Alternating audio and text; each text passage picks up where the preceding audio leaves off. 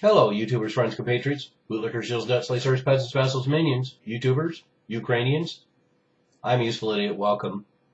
Today I want to talk about Ukraine and all this talk about a Russian invasion, some unconfirmed, unproven idea that there's 1,000 Russian troops inside of Ukraine, and they just kind of all of a sudden showed up someplace.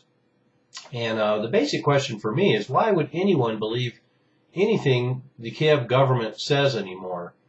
Everything that they've produced, everything that they've said has been a lie. What about this supposed destroyed Russian convoy a week ago? That was brought up and ballyhooed in all the press and then dropped. And the MH17 plane crash flight shoot down is not in the news anymore, so they moved from one crisis to the next. And of course, Poroshenko and the Kiev government have been beating the war drums and trying to somehow draw more of a drama to this situation. And then on top of that, of course, this really incredibly brutal and ridiculous assault by the Kiev government on these eastern provinces. And as it turns out, it looks like the Kiev government is actually losing in the field to these separatists, these militants, these rebels in these eastern provinces. So those are the basic two themes of this video, I guess, is why would anybody believe anything the Kiev government says, and then the fact that the Kiev government seems to be losing in the field. And so we have this rebel offensive now. The reports by Kiev that they are winning in the field are apparently extremely exaggerated, and we find multiple Ukraine military units, supposed National Guard, surrounded. And we also have the militant forces moving south in the eastern Ukraine region and spreading out the front against the Kiev government. And there's no doubt that there's Russian paramilitary and even some quasi-Russian troops fighting in the eastern Ukraine. And we also have documented cases of foreign volunteers, notably some French volunteers. I'll attach a video below about that. And we know that a certain amount of Russian equipment is going into the Ukraine. But we also have to remember that to a certain degree, it doesn't necessarily have to be actual Russian government involvement to the degree that a lot of that Ukraine region is Russian. They are Russian people. There's Russian people who commute from Russia back and forth to Ukraine and Russia, and this relationship is a long one where, of course, Ukraine even used to be part of Russia, and so those ties are very strong, and so a lot of equipment and fighters could be making their way into eastern Ukraine just because of that relationship. But like I say, I've done a video before about Russian involvement arming these separatists and supporting them to a certain degree. But now I'm starting to have my doubts that there's even that much support. I think there's just a lot of people in Russia who are willing to gravitate towards this cause in eastern Ukraine. So anyway, and then we have these photos of these four confessing Russian paratroopers that are being flaunted all over the press and hung up by Kiev, and that story is also very gray. And then another story that's come out recently is talking about specifically spotting T-72 tanks, and then that is the reason why there's confirmation that there are Russian forces, because the Ukrainians don't have this. But this doesn't necessarily hold water, because we've seen before there's been a lot of military hardware spotted in the field that is generally kind of a hodgepodge, and generally stuff confiscated from the Ukrainian army by the separatists. And in fact, there's a report of captured Ukrainian equipment from June 20th to August 15th.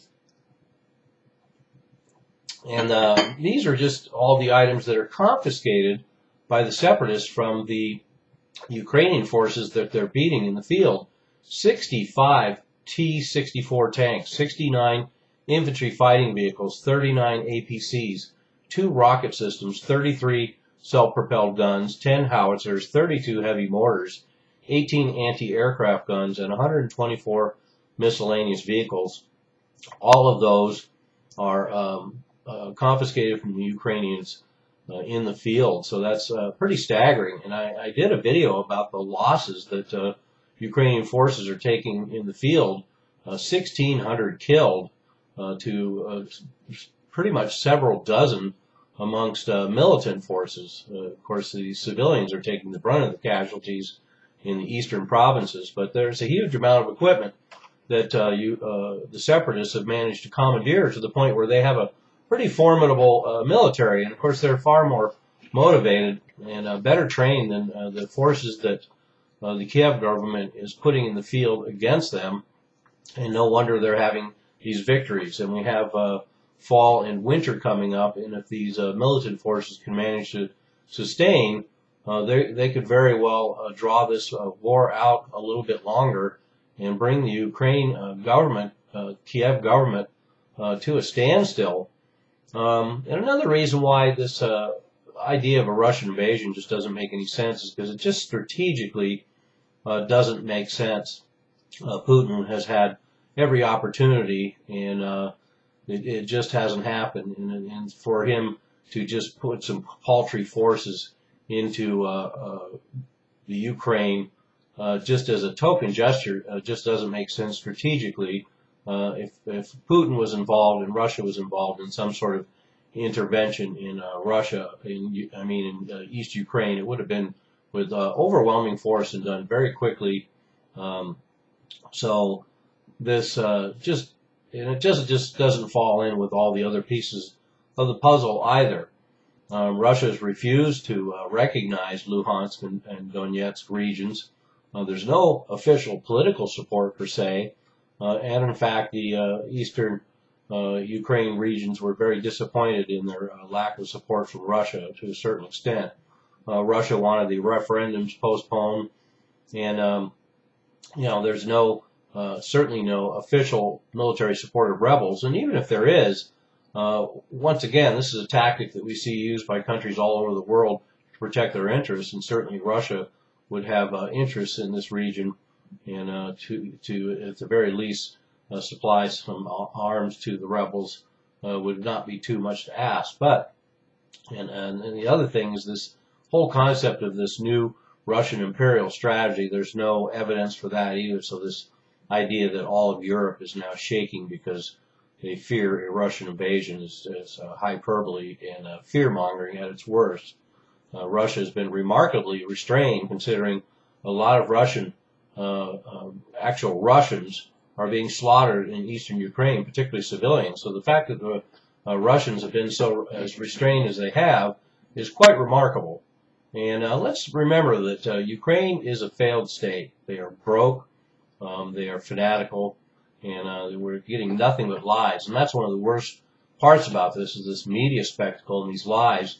And the Kiev government is corrupt and weak and failed and brutal, and yet we have the West buying into this whole scenario they're trying to paint to get some geopolitical opportunism here. I mean, here's one of the worst headlines. Of course, USA Today: Russia outright lied, which is ridiculous considering all the lies coming out of Kiev, all the lies coming out of the United States government about this entire scenario. And just the irony of seeing a headline like that, and then the whole idea that there's this spectrum of Russian propaganda out there when we see all the events colored and carefully chosen, and if not marginalized for the most part, in a lot of the Western press. But we have day-to-day, minute-by-minute coverage, certainly by Russia Today, that regardless of what kind of spin they put on it, you can see certain things for yourself, and they've covered it quite well. And a lot of it is quite reliable, and as it would be in this situation. Each propaganda machine is providing you with information, whether it comes from east or west. Just because it's propaganda doesn't mean you're not learning something. And then to top it off, we have this Kiev government posturing and pimping with their military parade in downtown Kiev when they have this failed state and this failed war in a world of lies, swimming in a world of lies. So, boy, I'll eat my hat or I'll eat my black shirt. That will make a lot of people happy. If it turns out there are actually Russian troops into any degree in Ukraine, but as far as I'm concerned, there's still no reason to believe anything that comes out of the Kiev government, and it seems ridiculous to think there's any kind of Russian force concentration entering Ukraine at this point. And it's going to be interesting to see how this little dog and pony show plays out. I'm a useful idiot. Don't you be one too.